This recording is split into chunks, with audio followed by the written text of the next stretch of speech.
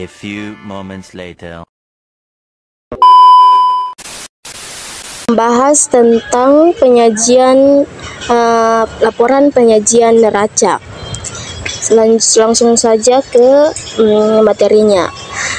Penyajian neraca merupakan bagian penting dari laporan keuangan yang menggambarkan posisi keuangan suatu entitas pada suatu titik waktu tertentu. Neraca menyajikan informasi tentang sumber daya yang dimiliki oleh perusahaan atau aset dan klaim terhadap sumber daya tersebut atau liabilitas dan ekuitas. Berikut adalah penjelasan secara rinci tentang komponen-komponen yang ada dalam neraca dan cara penyajiannya. Yang pertama itu struktur neraca. Struktur neraca ini terdiri dari 3 bagian utama, yaitu aset, yang kedua liabilitas, dan yang ketiga yaitu ekuitas. Aset ini adalah sumber daya ekonomi yang dimiliki oleh perusahaan dan diharapkan memberikan manfaat ekonomi di masa depan. Aset juga dibagi menjadi 2 kategori utama, yaitu aset lancar dan aset tidak lancar. Yang pertama, aset lancar, aset yang diharapkan dapat dicairkan, dijual, dan dikonsumsi dalam siklus operasi normal perusahaan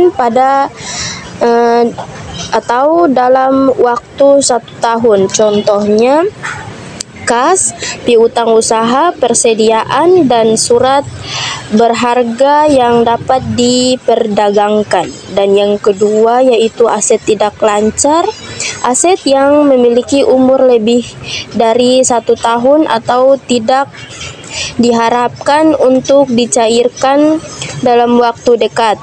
Contohnya properti, pabrik, dan peralatan, investasi jangka panjang, serta goodwill.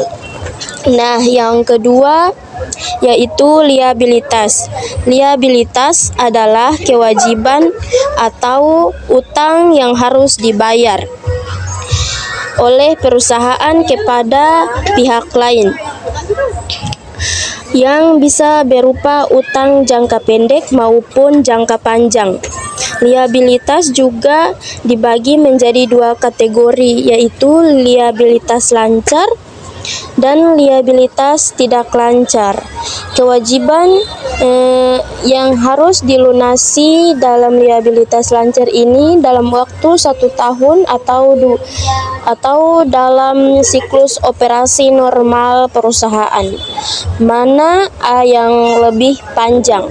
Contohnya utang usaha, utang bank, jangka pendek, dan pajak yang harus dibayar. Dan yang kedua ini liabilitas tidak lancar, kewajiban yang jatuh tempo lebih dari 1 tahun. Contohnya adalah utang jangka panjang, obligasi yang diterbitkan, dan pinjaman bank jangka panjang. Nah, yang berikut adalah ekuitas. Ekuitas ini mencerminkan klaim pemilik terhadap aset perusahaan setelah dikurangi liabilitasnya. Ekuitas ini bisa dianggap sebagai bagian yang tersisa setelah semua kewajiban dilunasi. Ekuitas meliputi yang pertama modal yang disetor. Nah, modal yang disetor ini uang yang disetor oleh pemilik perusahaan atau pemegang saham. Dan yang kedua itu laba ditahan. Laba yang tidak dibagikan kepada pemegang saham sebagai dividen dan digunakan untuk reinvestasi dalam perusahaan. Nah, yang ketiga yaitu laba atau rugi yang belum terrealisasi. Laba atau rugi yang belum dicatat atau direalisasikan dalam laporan laba rugi. Nah, yang kedua merupakan format penyajian neraca. Secara umum, Neraca disusun dengan format berikut. Yang pertama yaitu aset. Biasanya ditempatkan di bagian atas dan dibagi menjadi aset lancar dan aset tidak lancar. Yang kedua itu liabilitas dan ekuitas. Biasanya ditempatkan di bawah aset dengan liabilitas terlebih dahulu, atau dibagi antara liabilitas lancar dan liabilitas tidak lancar. Ini diikuti dengan ekuitas. Pada umumnya neraca mengikuti prinsip accounting atau persamaan dasar akuntansi, yaitu aset sama dengan liabilitas ditambahkan dengan ekuitas. Nah, yang ketiga merupakan format neraca berdasarkan standar akuntansi. Neraca disusun sesuai dengan standar akuntansi yang berlaku, baik itu standar akuntansi keuangan atau SAK di Indonesia atau internasional, Financial Reporting Standards di tingkat internasional. Nah, SAK Indonesia, neraca disusun mengikuti format yang diatur dalam SAK atau standar akuntansi keuangan, yang mengharuskan perusahaan untuk memisahkan aset, liabilitas, dan ekuitas secara jelas, serta menyajikan informasi yang relevan dan mudah dipahami oleh para pengguna laporan keuangan. Yang kedua itu International Financial Reporting Standards. Standar internasional ini juga mengatur format penyajian neraca dengan prinsip-prinsip yang serupa, meskipun dengan beberapa perbedaan dalam kelompok dan pengungkapan aset dan liabilitas tertentu. Yang keempat, pengungkapan dalam neraca.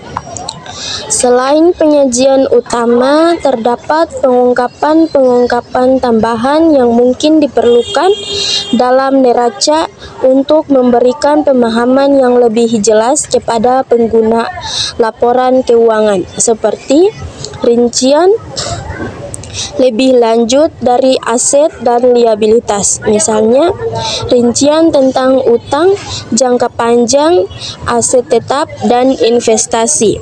Yang kedua, kontingensi dan komitmen.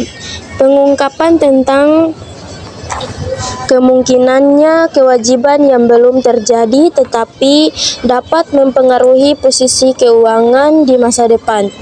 Perubahan signifikan dalam ekuitas seperti penambahan modal atau distribusi dividen kepada pemegang saham. Yang kelima, pentingnya neraca. Neraca memberikan gambaran yang jelas tentang solvabilitas, likuiditas, dan struktur modal perusahaan. Informasi ini sangat penting bagi investor, kreditor, dan manajemen perusahaan untuk mengambil keputusan yang tepat. Ada juga solvabilitas. Solvabilitas ini neraca menunjukkan apakah perusahaan memiliki cukup aset untuk menutupi liabilitasnya, yang mencerminkan kemampuan untuk memenuhi kewajiban jangka panjang. Nah, ada juga likuiditas. Likuiditas ini neraca memberikan informasi tentang kemampuan perusahaan untuk memenuhi kewajiban jangka pendek, penggunaan aset lancarnya. Nah, yang terakhir atau ada juga struktur modal. Struktur modal ini mengungkapkan bagaimana perusahaan pembiayaan asetnya, apakah lebih banyak dengan utang liabilitas atau dengan ekuitas. Penyajian neraca yang tepat memberikan informasi yang sangat berguna bagi penggunaan laporan keuangan untuk menilai posisi keuangan suatu entitas. Penyusunan yang benar sesuai dengan prinsip akuntansi yang berlaku memastikan transparansi dan keandalan informasi yang disampaikan. Itulah pemaparan materi dari saya tentang laporan penyajian neraca